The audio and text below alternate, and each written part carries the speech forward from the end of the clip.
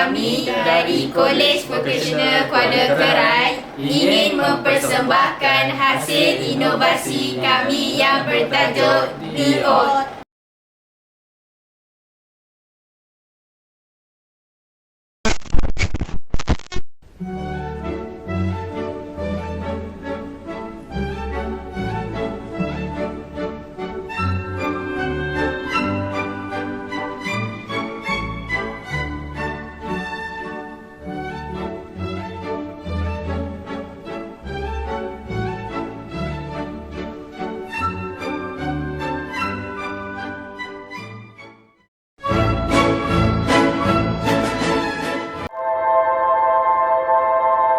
Saya berharap video DIOT ini akan menjadi rujukan di semua pusat perguruan tinggi di Malaysia. Okey, video ini memang sesuai lah untuk dijadikan panduan kepada semua para pelajar lah.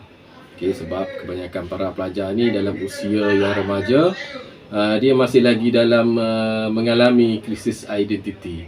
Video ni amat sesuai untuk kita jadikan satu tayangan ataupun satu bahan yang kita boleh tayang kepada pelajar-pelajar lah, terutamanya bagi menangani krisis dalam diri pelajar itu sendiri.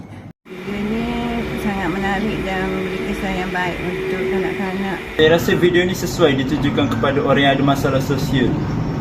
Dan saya rasa video ni sesuai untuk jadi motivasi kepada semua pelajar animasi. Seperti yang anda lihat dari klip tadi, video DIOT merupakan satu video yang menceritakan mengenai seekor lebah yang mengalami krisis identiti.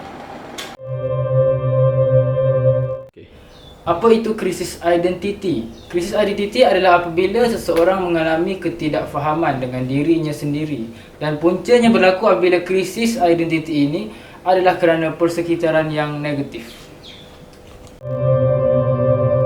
Objektif kami dalam video ini adalah untuk memberikan kesedaran kepada orang ramai betapa pentingnya krisis identiti yang mempengaruhi kehidupan seseorang, supaya mereka sebagai masyarakat dapat mengamalkan sikap bertoleransi untuk menyokong mereka yang mengalami isu ini supaya tidak berputus asa. Kumpulan sasaran projek animasi ini merupakan 20 orang pelajar yang terdiri dari 16 orang lelaki dan 4 orang wanita. Pernyataan masalah kami adalah apabila kami dapat mengenal pasti masalah yang sering berlaku di kalangan masyarakat kita.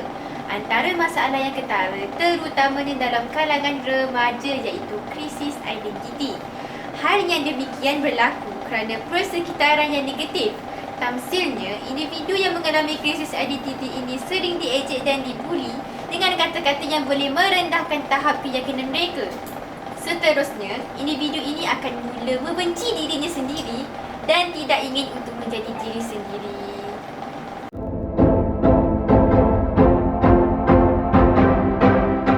Berikut adalah metodologi untuk membangunkan projek ini, iaitu AD. A stands for Analysis, iaitu kenal pasti sebelum fasa pembuatan dijalankan bagi memastikan projek berjalan mengikut aliran pengurusan yang betul. D stands for Design, reka bentuk karakter awalan projek. D yang lain pula stands for Development, iaitu pembangunan dalam proses pembuatan animasi 3D. I stands for Implementation, projek yang siap akan digunakan untuk dilaksanakan dalam keadaan yang sebenar. Dan akhir sekali E, which is stand for Evaluation, iaitu penilaian yang akan dilakukan setelah video ditayangkan kepada sasaran yang terpilih. Ini merupakan fasa terawal dalam proses ini, iaitu fasa storyboard. Di fasa ini, kami menghasilkan lakaran awal untuk video kami. Ini adalah fasa modeling. Pada fasa ini, kami menghasilkan model berdasarkan lakaran awal dengan menggunakan perisian maya. Ini merupakan proses texturing.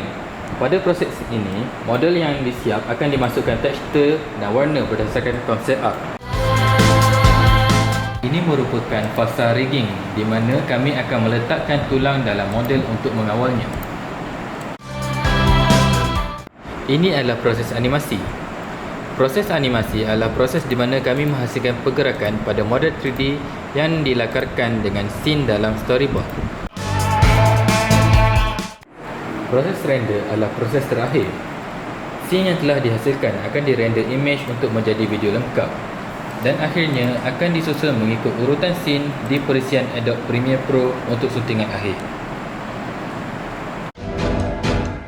Proses editing merupakan proses terakhir. Pada bahagian ini, kami akan menggabungkan semua elemen video, kesan khas, tulisan dan fail-fail audio, kredit dan tajuk animasi mengikut jalan cerita yang telah dihasilkan. Kesimpulannya, animasi di art merupakan satu medium yang sesuai untuk menyebarkan mesej mengenai krisis identiti. Krisis identiti adalah isu yang bukan boleh dipandang rendah dan dimain. Malah, kita sebagai masyarakat perlulah menyokong mereka ini agar mereka diberikan semangat untuk meneruskan hidup tanpa halangan.